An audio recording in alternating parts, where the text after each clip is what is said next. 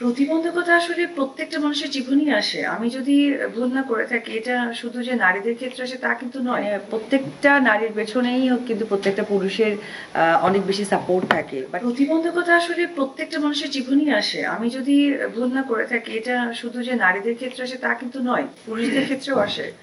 সে প্রতিবন্ধকতাকে পেরিয়ে সামনে এগিয়ে যাওয়াটাই হচ্ছে সাকসেস, এবং এটা বুদ্ধিমানের পরিচয়। তো এটা হয়তোবা 10-এর মাঝে কিছু মানুষের থাকে, কিছু মানুষ হয়তোবা সেখানে নিজেকে স্যালেন্ডার করে দেয়, তখনই মনে হয় ব্যর্থতার জায়গায় পৌঁছে যাচ্ছে। তো আমি চলচ্চিত্র নায়িকা, চলচ্চিত্র জায়গা থেকে নানানভাবে নানান কথা আসে, এরকম যে নায়িকাদের প্রতিবন্ধকতা আসে। বাট আমি উপবিশ্বাস যদি বলি, আমার যদি প্রতিভা থাকে, আমার যদি যোগ্যতা থাকে, তখন কোনো প্রতিবন্ধকতাই আসলে বাধা সৃষ্টি করে না। তখন অটোমেটিক্যালি যোগ্যতায় তাকে নিয়ে যায় তার ভালো জায়গায়, তার ডেস্টিনেশন পয়েন্টে। প্রত্যেকটা নারীর পেছনেই হোক কিন্তু প্রত্যেকটা পুরুষের অনেক বেশি সাপোর্ট থাকে। বাট কিছু ক্ষেত্রে হয় কি, নারীরা একাই নিজেদেরকে এগিয়ে নিয়ে যায়। তো আমি এই পার্লার সম্পর্কে একটি কথাই বলবো, এখানে যারা সাংবাদিক ভাইরা আছে অপর প্রান্তে, তারা ম্যাক্সিমামই পুরুষ। আজকে তারা কাভারেজ করছে একটা পার্লারে, যে পার্লারে ওনার একজন নারী। তো এইটাও কিন্তু একটা সাপোর্ট। আজকে যখন এইভাবে মানে হয় না যে মানুষ কিন্তু মানুষের সহযোগিতায় সামনে এগিয়ে যায়। যেমন হয় যে কিছু ওয়াইফ আছে, তার হাজব্যান্ড তাকে হেল্প করছে, কিছু মেয়ে আছে তার বাবা হেল্প করছে, তার ভাই হেল্প করছে। তো কাইন্ড অফ যেটা হচ্ছে মানুষের সহযোগিতায়, একটা পুরুষের সহযোগিতায় একটা নারী কিন্তু সামনে এগিয়ে যায় 100%। আমি মনে করি, কারণ প্রত্যেকটা মেয়ে কিন্তু সাজতে পারে। একটা মেয়ে যে মানে পার্লারে যে আলাদা একটা ট্রেনিং থাকে, সেটার বাইরেও কিন্তু একটা মেয়েকে যদি বলা হয় যে তুমি সাজগোজ করো, সে কিন্তু পারে। এটা একটা ন্যাচারাল একটা ব্যাপার যে মেয়েরা সাজতে পারে। তো যখন আমার কাছে মনে হয় যে মেয়েরা নিজেকে পরিপূর্ণতাভাবে প্রেজেন্টেশন করবে, কারণ আমার কাছে মনে হয় যে সৌন্দর্যই মানুষের আত্মবিশ্বাসের একটা সবচেয়ে বড় অবকাঠামো।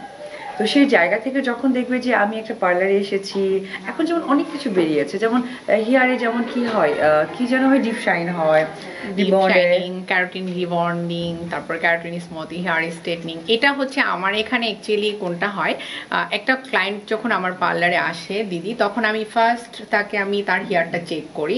যেহেতু এখন অনেক আপগ্রেড সার্ভিস, এখন কিন্তু আগের মতো আর নেই যে আসলো আর আমি একটা সার্ভিসই তাকে আমি করে দিলাম।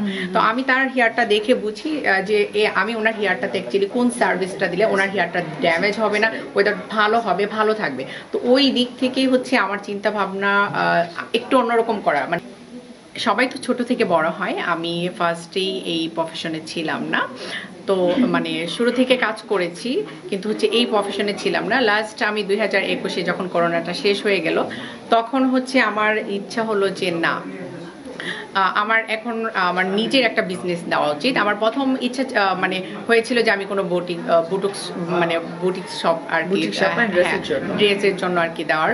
পরে না ভাবলাম যে আমি যেই কাজের প্রতি হচ্ছে অ্যাকচুয়ালি আমার অভিজ্ঞতা আছে, আমি সেই কাজটাই করি। আমার মনে হয় না ড্রেসের বিজনেস আমাকে দেওয়া হবে না, কারণ আমার মনে হবে আমার আই থিঙ্ক পার্লার, যেহেতু আমি একজন মেকআপ আর্টিস্ট আপনারা জানেন, তো আমার মনে হয় আমি মানে পার্লার করাটাই আমার জন্য বেটার হবে। তো ওর থেকেই হচ্ছে আমার যে আগে পার্লারটা ছিল সেটা আমার বাসার নিচে, ওখানে 2টা রুম নিয়ে আমার পার্লার করা।